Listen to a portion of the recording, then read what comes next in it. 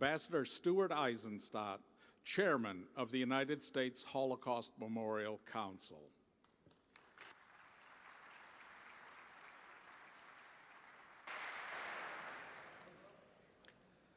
For the Jewish community in our country and around the world, these solemn days of remembrance come at a particularly fraught time.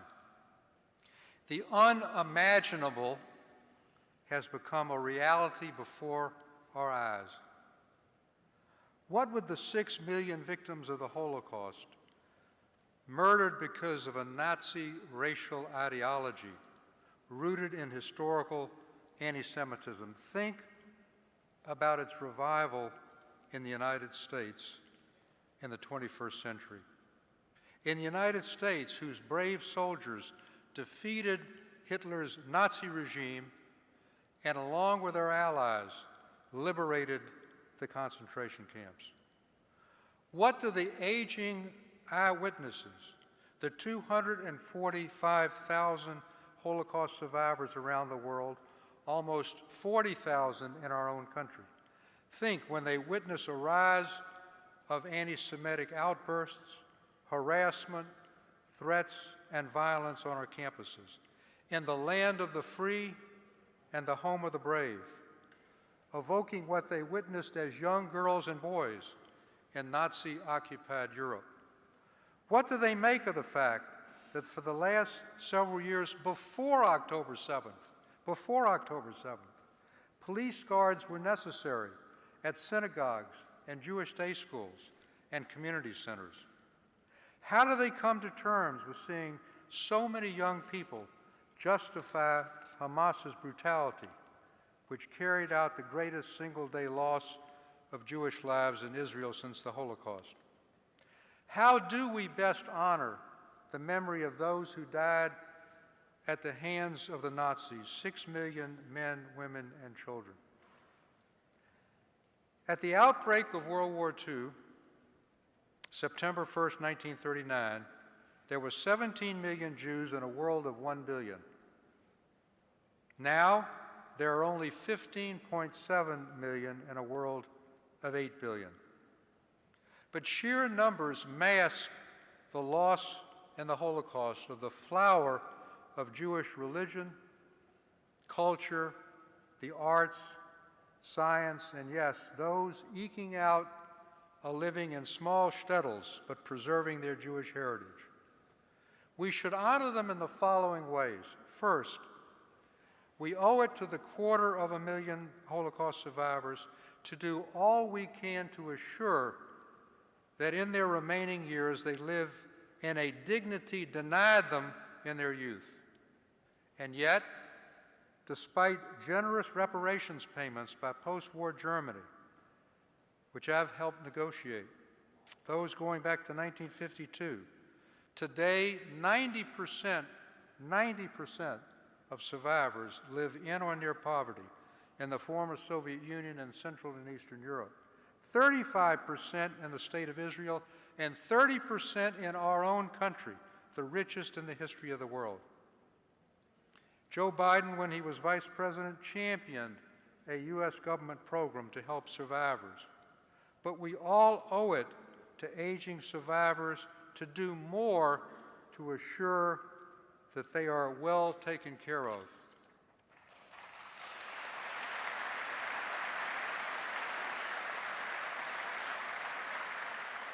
Second, we must absorb the lessons of the Holocaust, which began by recognizing that the Holocaust was not inevitable. It was not inevitable. Early action against discrimination and intimidation and aggression is essential, whether abroad or on our college campuses. Hitler's original goal was not the final solution, to kill all European Jews. Rather, it was to make Germany Judenrein, free of Jews. He methodically proceeded step by step to gauge German and world opinion to the gradual disenfranchisement of German Jews. And here's what he saw. no boycott of the Berlin Olympics, no economic sanctions or other action after the Anschluss with Austria, no action with the takeover of the Czech Sudetenland and the Munich Pact, no action after the fierce pogrom of Kristallnacht, with thousands of synagogues and Jewish businesses torched and mass Jewish arrests. Hitler specifically commented on the failure of the 1938 Avian Conference, called by President Roosevelt to deal with German Jewish refugees seeking to escape the Nazis' grasp, but failing to lift immigration quotas, and the barring in 1939 of the SS St. Louis with over 900 Jewish refugees waiting for 3 days to land in Miami Harbor and being turned back. Hitler concluded that the world believed that Jews were dispensable. Once World War II began, the Roosevelt administration knew from multiple sources, documented by our Holocaust Museum and other scholars, of the mass murder of the Jews, but failed to take special action to save Jews and other minorities. Our museum's special exhibit, Americans in the Holocaust, revealed that the State Department kept as many Jewish refugees out of America as possible, and frankly, this reflected the views of a majority of the American public, despite their knowing of and opposing the Nazi terror against the Jews.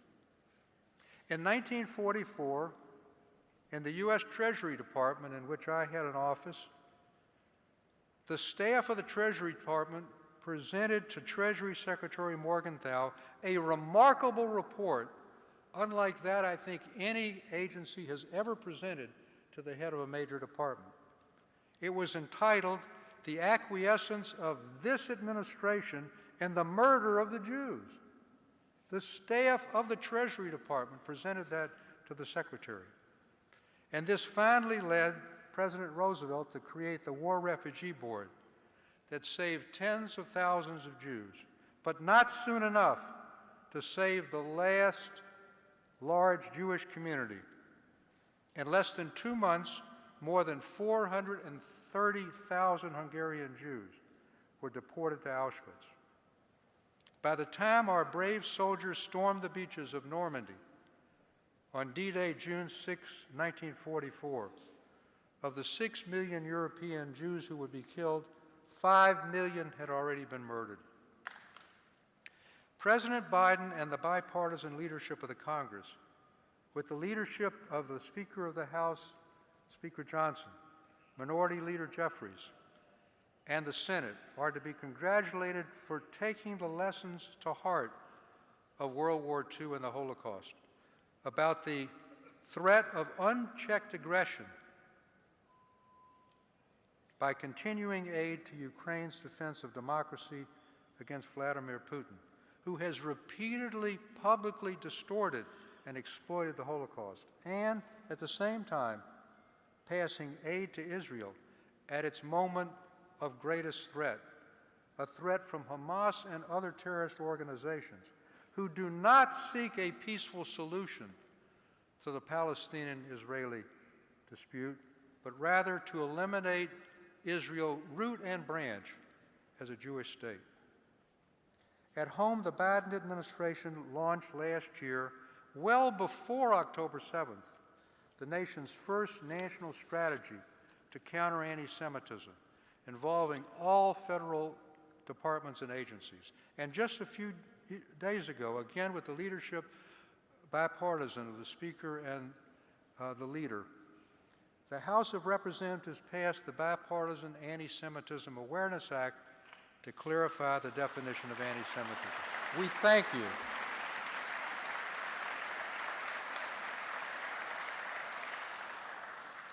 And last, the most lasting way to honor the victims of the Holocaust and today's survivors as eyewitnesses leave us is Holocaust education. To combat those who deny, denigrate, or distort the Holocaust, and to make clear to future generations what can happen when anti-Semitism goes unchecked, which threatens us today. To remember the power of propaganda, first used on a mass basis on radio by the Nazis, but now virulent on our own social media. To learn the need to protect democracy and the rule of law from assault, and the possibilities for each of us, and particularly our young people, as they start their life, to make the right choice, to take the path that rescuers took during the Holocaust, and our museum recognizes them, but not to be indifferent or to choose to follow Hitler down the abyss. But on these days of remembrance, Holocaust survivors are telling us an inspirational story. It's a story of resilience. It's a story of fierce resolve to never give up and never give in. It's a story of rebuilding. It's a story of not allowing the trauma of losing their families and their communities and their abandonment by the world to deter them from creating a new life with new families and a renewed determination to follow the Jewish admonition of Tikkun Olam, repairing the holes in the fabric of the world. You truly are our inspiration as we confront unprecedented anti-Semitism in our own time, in our own country, to rededicate ourselves to fulfilling Elie Wiesel's vision that no one's future should be like their past. It's my distinct pleasure and privilege to introduce a friend of almost 50 years who is a great supporter of Holocaust survivors, who entrusted me with the chairmanship of our great Holocaust Museum because he knew that Holocaust justice for survivors, memory for victims, and lessons for future generations has been an animating feature of my life. To me, he is not only President of the United States, he's a mensch who, as Vice President, came unannounced to my late wife's Shiva in 2013 and spoke spontaneously and movingly about the meaning of her life. It's a gesture my family and I shall never forget. Ladies and gentlemen, Mr. Speaker, Leader Jeffries, members of Congress, dignitaries, and most especially Holocaust survivors, the President of the United States, Joe Biden.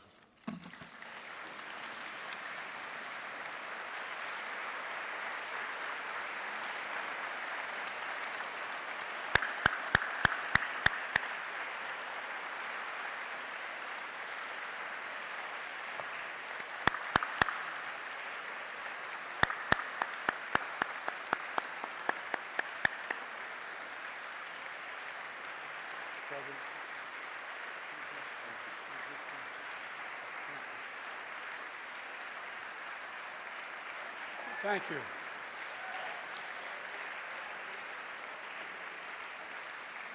Thank you, Jen. Please. Thank you, Stu Eisenstadt, for that introduction, for your leadership in the United States Holocaust Memorial Museum. You're a true scholar and statesman and a dear friend. Speaker Johnson, Leader Jeffries, members of Congress, and especially the survivors of the Holocaust. My mother were here, she'd look at you and say, God love you all. God love you all. Abe Foxman and all other survivors who embody absolute courage and dignity and grace are here as well. During these sacred days of remembrance, we grieve, we give voice to the 6 million Jews who were systematically targeted and murdered by the Nazis and their collaborators during World War II. We honor the memory of victims, the pain of survivors, the bravery of heroes who stood up to Hitler's unspeakable evil, and we recommit to heading and heeding the lessons that one of the darkest chapters in human history, to revitalize and realize the responsibility of never again. Never again, simply translated from me, means never forget. Never forget. Never forgetting means we must keep telling the story.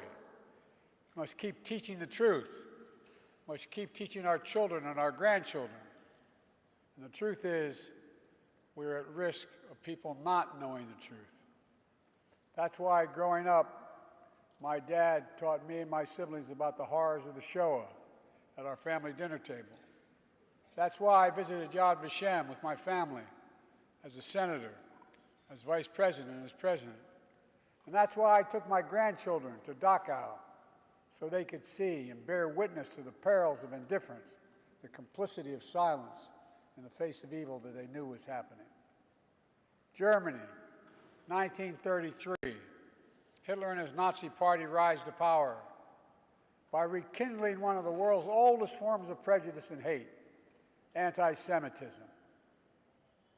His rule didn't begin with mass murder. It started slowly across economic, political, social, and cultural life. Propaganda demonizing Jews, boycotts of Jewish businesses, synagogues defaced with swastikas, harassment of Jews in the street and in the schools, anti-Semitic demonstrations, pogroms, organized riots. With the indifference of the world, Hitler knew he could expand his reign of terror by eliminating Jews from Germany, to annihilate Jews across Europe through genocide the Nazis called the final solution. Concentration camps, gas chambers, mass shootings. By the time the war ended, 6 million Jews, 1 out of every 3 Jews in the entire world, were murdered. This ancient hatred of Jews didn't begin with the Holocaust. It didn't end with the Holocaust either, or even after our victory in World War II. This hatred continues to lie deep in the hearts of too many people in the world, and requires our continued vigilance and outspokenness. That hatred was brought to life on October 7th in 2023. On the sacred Jewish holiday, the terrorist group Hamas unleashed the deadliest day of the Jewish people since the Holocaust. Driven by ancient desire to wipe out the Jewish people off the face of the earth, over 1,200 innocent people, babies, parents, grandparents, slaughtered in their kibbutz, massacred at a music festival, brutally raped, mutilated, and sexually assaulted. Thousands more carrying wounds, bullets and shrapnel from the memory of that terrible day they endured. Hundreds taken hostage, including survivors of the Shoah. Now, here we are, not 75 years later, but just 7.5 months later, and people are already forgetting. They're already forgetting that Hamas unleashed this terror. It was Hamas that brutalized Israelis. It was Hamas who took and continues to hold hostages. I have not forgotten, nor have you, and we will not forget.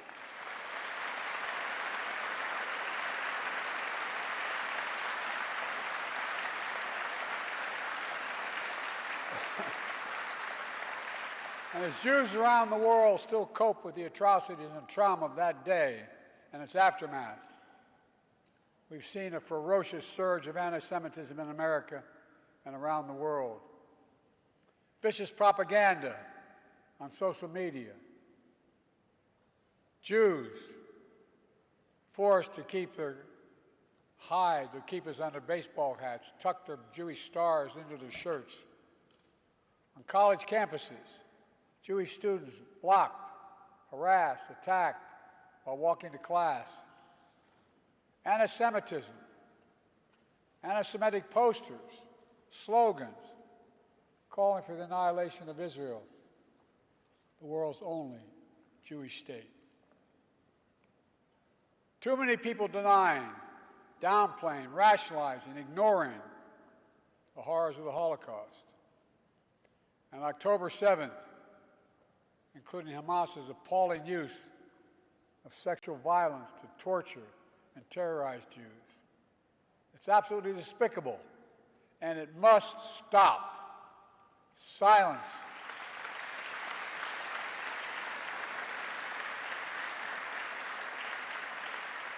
Silence and denial can hide much, but it can erase nothing. Some injustices are so heinous, so horrific, so grievous, they cannot be buried, no matter how hard people try. In my view, a major lesson of the Holocaust is, as mentioned earlier, was not inevitable. We know hate never goes away, it only hides. And given a little oxygen, it comes out from under the rocks. But we also know what stops hate. One thing, all of us. The late Rabbi Jonathan Sachs described anti-Semitism as a virus that survived and mutated over time. Together, we cannot continue to let that happen. We have to remember our basic principles as a nation. We have an obligation. We have an obligation to learn the lessons of history so we don't surrender our future to the horrors of the past. We must give hate no safe harbor against anyone. Anyone. From the very founding, our very founding, Jewish Americans, who represent only about 2% of the U.S. population, have helped lead the cause of freedom for everyone in our nation. From that experience, we know scapegoating and demonizing any minority is a threat to every minority and the very foundation of our democracy. So in moments like this, we have to put these principles that we're talking about into action. I understand people have strong beliefs and deep convictions about the world. In America, we respect and protect the fundamental right to free speech, to debate and disagree, to protest peacefully, and make our voices heard. I understand that's America, but there is no place on any campus in America, any place in America, for anti-Semitism or hate speech or threats of violence of any kind.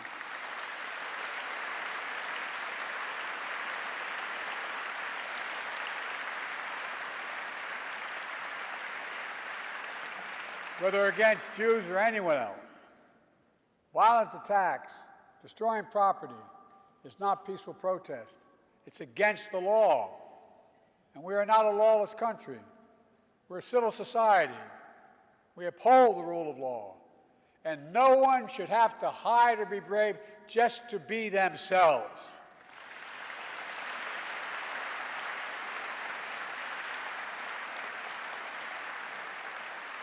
To the Jewish community, I want you to know, I see your fear, your hurt, and your pain. Let me reassure you, as your president, you're not alone. You belong. You always have and you always will. And my commitment to the safety of the Jewish people, the security of Israel, and its right to exist as an independent Jewish state is ironclad, even when we disagree.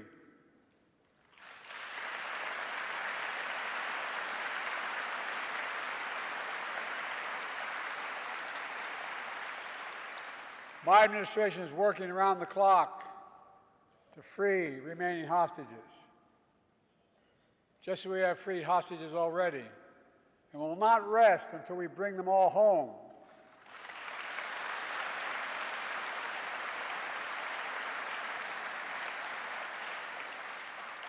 My administration, with our second gentleman's leadership, has launched our nation's first national strategy to counter anti-Semitism. That's mobilizing the full force of the federal government to protect Jewish communities. But we know this is not the work of government alone or Jews alone. That's why I'm calling on all Americans to stand united against anti-Semitism and hate in all its forms. My dear friend, and he became a friend, the late Elie Wiesel said, quote, "One person of integrity can make a difference." We have to remember that, now more than ever. Here in Emancipation Hall, the U.S. Capitol, among the towering statues of history, is a bronze bust of Raoul Wallenberg. Born in Sweden as a Lutheran, he was a businessman and a diplomat. While stationed in Hungary during World War II, he used diplomatic cover to hide and rescue about 100,000 Jews over a 6-month period. Among them was a 16-year-old Jewish boy who escaped a Nazi labor camp. After the war ended, that boy received a scholarship from the Hillel Foundation to study in America.